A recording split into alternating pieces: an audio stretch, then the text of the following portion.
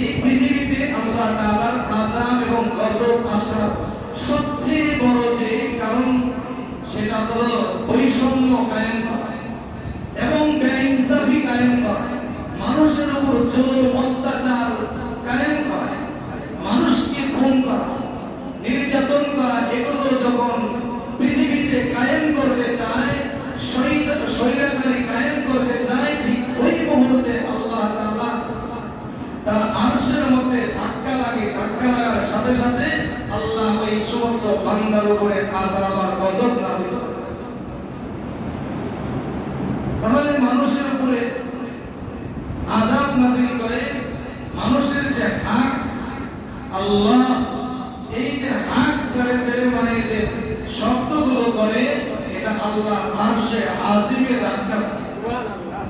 মানুষকে যদি অত্যাচার করা হয়, মাজলুম ব্যক্তি যখনই শব্দ বলে আল্লাহ তাআলার কাছে বলবে আল্লাহ এই জালেমের কি বিচার হবে না, এই শব্দটা আল্লাহ তাআলার মানে রহমতের দরজা ভেঙে আল্লাহ তাআলার রহমতের জোশ মেরে দেয়, আর আল্লাহ তাআলা এই জালেমদের উপরে আযাব নাযিল করে। তাহলে নবীজি সাল্লাল্লাহু আলাইহি ওয়াসাল্লামের বুখারী শরীফে ছোট্ট একখানা হাদিস, বনি মখজুম গোত্র তৎকালীন সময় সবচেয়ে সম্ভ্রান্ত পরিবার, সবচেয়ে সম্ভ্রান্ত গোত্রীয় লোক। মক্কা বিজয়ের পরে নবীজি সাল্লাল্লাহু আলাইহি ওয়াসাল্লাম যখন মদিনা থেকে তিনি যখন মক্কায় চলে আসলেন, তিনি মাতৃভূমিতে যখন আবার পুনরায় ফিরে আসলেন, মক্কা বিজয় হয়েছে, এই সময় একজন মহিলা চুরি করেছে। চুরি যদি কেউ করে, কোরআনের বিধান অনুযায়ী, কোরআনের বিধান হলো হাত কেটে দেওয়া। কোরআনের বিধান কি? হাত কেটে দেওয়া। এখন কি মানে মাখজুম গোত্রের লোকেরা চিন্তা করলো যে মুহাম্মদ, এখন তো আমাদের কোনো ক্ষমতা নাই, এখন তো ক্ষমতা চালাবে মুহাম্মদ, আব্দুল্লাহর বেটা মুহাম্মদ, সে তো তিনি শাসন করবে কোরআন দিয়ে, কোরআনের আল্লাহর আইন, তিনি যে বিধান দিয়েছে সেই বিধান অনুযায়ী তিনি তো দেশ পরিচালনা করবেন, তিনি ন্যায় বিচার কায়েম করবেন, এজন্য তিনি তো চুরির বদলে হাত কেটে দিবে, কোরআনে যেটা বলেছে ঠিক সেটাই করবে।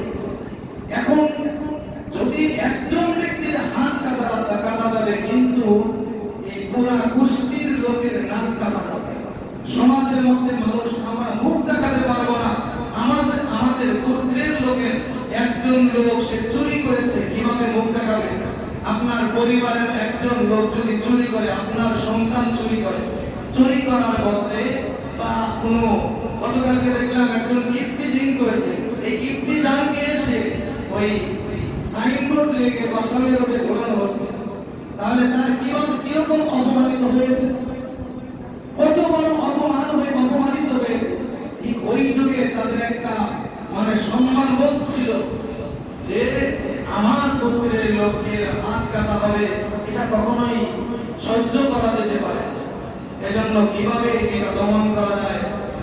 বনি মাখজুম গোত্রটা নবীজি সাল্লাল্লাহু আলাইহি ওয়াসাল্লামের রক্তের আত্মীয়, দাদির সম্পর্কে, দাদির মানে পিতা বাপের বাড়ি, রক্তের সম্পর্কে আত্মীয়।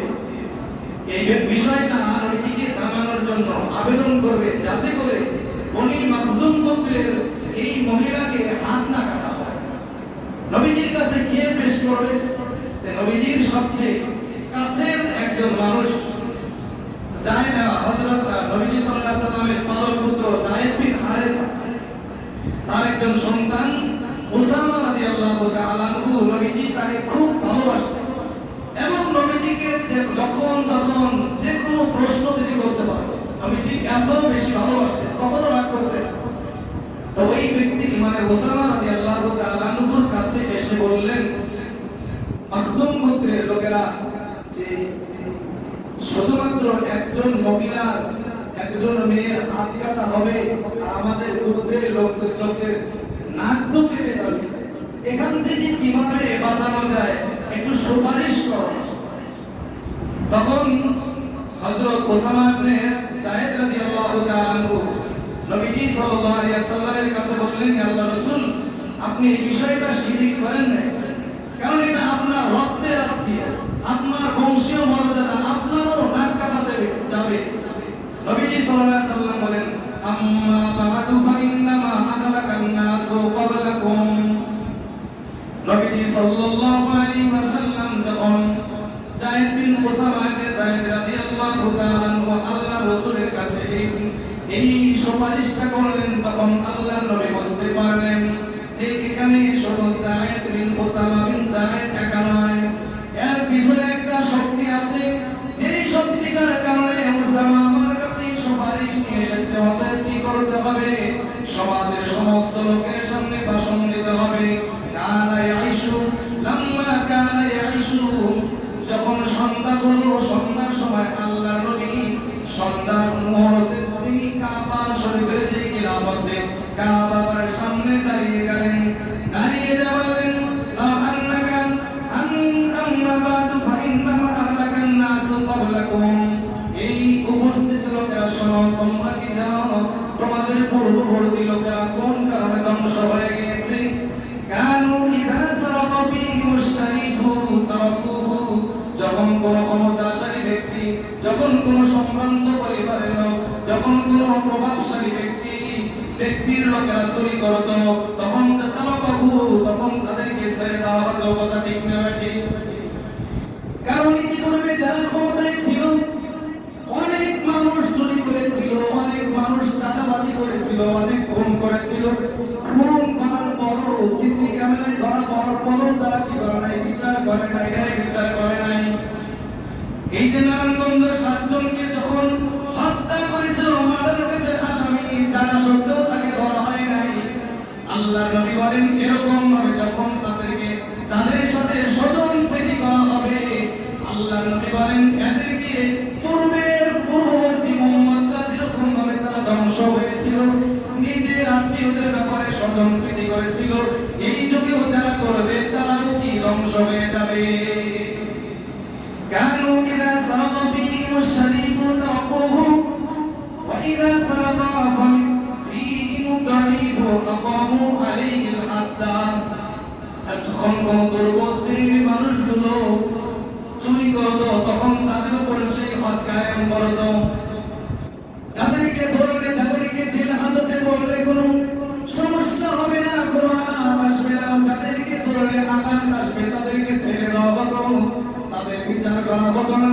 দুর্বল শ্রেণীর মানুষদেরকে বিচার করা হতো, বছরের পর বছর জেলখানায় আটকে রাখা হতো। কথা ঠিক না ঠিক? এজন্য রাসূল কারীম সাল্লাল্লাহু আলাইহি ওয়াসাল্লাম বললেন, আল্লাযী